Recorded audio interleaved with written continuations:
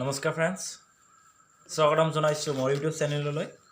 আৰু আজি আমি আলোচনা কৰিম যে দৰাচলতে যিবোৰ ব্যক্তিয়ে পঢ়া শুনাৰ কাৰণে উচ্চ শিক্ষাৰ কাৰণে চান্স নাপায়, অৰ্থাৎ ঘৰুৱা প্ৰব্লেম সমস্যাৰ কাৰণে তেওঁলোকে পঢ়িব নোৱাৰে, চাকৰিত জইন কৰে নাইবা যিকোনো ডিফেন্সৰ চাকৰিত যায়, কিন্তু তেওঁলোকৰ ষ্টাডিসমূহ আৰু কিদৰে আগুৱাই লৈ যাব সেয়া লৈ মই আজি আপোনালোকৰ সন্মুখত আহিছোঁ। যে যদি আপোনাৰ মাজত পঢ়া একাগ্ৰতা থাকে তেন্তে আপুনি পঢ়িব পাৰিব নিশ্চয়। কিন্তু এতিয়া আছে ইয়াতে এটা শিক্ষাৰ ব্যৱস্থা, য'ত এটা আছে দূৰৱৰ্তী শিক্ষা ব্যৱস্থা আৰু এটা আছে মুক্ত শিক্ষা ব্যৱস্থা, অপেন ইউনিভাৰ্চিটি, য'ত এইবিলাক বিদ্যালয়ৰ মাধ্যমতে আপোনালোকে পাঠদান কৰি নিজৰ যিখন কোৱালিফিকেশ্যন আপুনি বঢ়াব পাৰে। তো ফ্ৰেণ্ডছ, আহক এনেকুৱা বহুত তথ্য পোৱাৰ কাৰণে মোৰ চেনেললৈ ছাবস্ক্ৰাইব কৰক আৰু লগতে ছাপোৰ্ট কৰি দিয়ক। যে আজি আমি আলোচনা কৰিম আমাৰ অসমৰ কৃষ্ণকান্ত সন্দিকৈ ৰাজ্যিক মুক্ত বিশ্ববিদ্যালয়ৰ কথা। আৰু এইখন মুক্ত বিশ্ববিদ্যালয়ৰ কথা আপোনালোকে www.kkshsou.in যাই পিনে সবিশেষ তথ্য জানিব পাৰে। তো ফ্ৰেণ্ডছ, যেতিয়া হাই ছেকেণ্ডেৰী পৰীক্ষা হয় তেতিয়া তাৰ পিছতে এইসমূহ বিদ্যালয়ত এডমিশ্যনৰ বাবে সকলো এডভাৰ্টাইজ অফিচিয়েল কৃষ্ণকান্ত সন্দিকৈৰ ফালৰ পৰা আহে। তো ফ্ৰেণ্ডছ, আহক ইয়াত কি কি সুবিধা আমি লাভ কৰিব পাৰিম।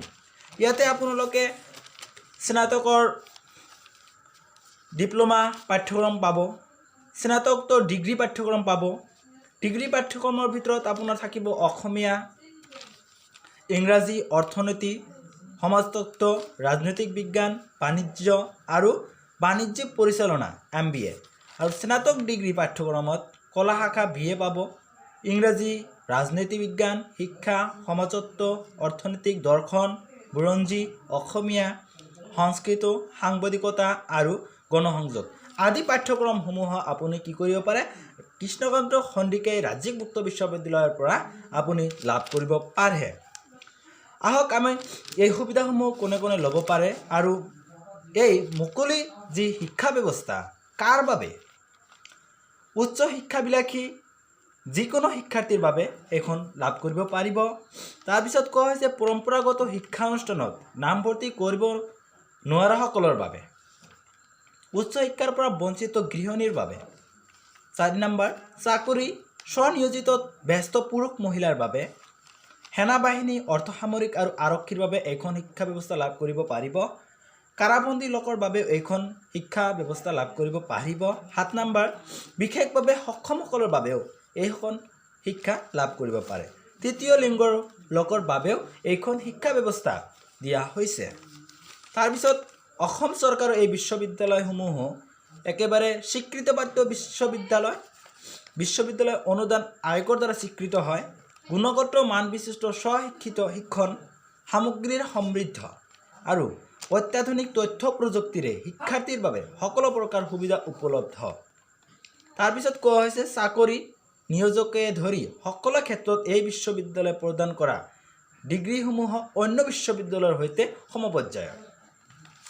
এই ডিগ্ৰীসমূহ কেন্দ্ৰীয় আৰু ৰাজ্যিক চৰকাৰৰ দ্বাৰা স্বীকৃত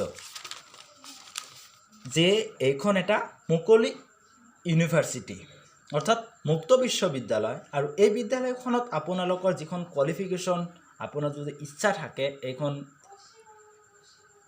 বিশ্ববিদ্যালয়ৰ দ্বাৰা আপোনালোকে চিলেক্ট হৈ পিনে আপুনি আপোনাৰ ডিগ্ৰী লাভ কৰিব পাৰে। যদি আপুনি ডিফেন্সত আছে তেন্তে আপুনি এইসমূহত এডমিশ্যন লৈ পিনে আপোনাৰ যিখন কোৱালিফিকেশ্যন আপুনি বঢ়াব পাৰে।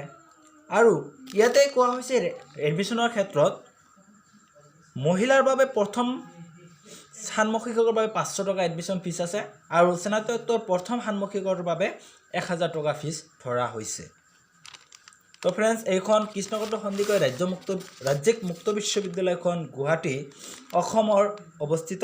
দুৰ্ভাগ নম্বৰ আপুনি ল'ব পাৰে 0361223591 নতুবা 8811016414 আদি যাই পিনে আপোনালোকৰ কণ্টেক্ট কৰি এইখনৰ সবিশেষ আপোনালোকে জানিব পাৰে। তো আশা কৰোঁ মোৰ ভিডিঅ'খন ভাল লাগিছে। যদি ভাল লাগে প্লিজ ছাবস্ক্ৰাইব কৰিব।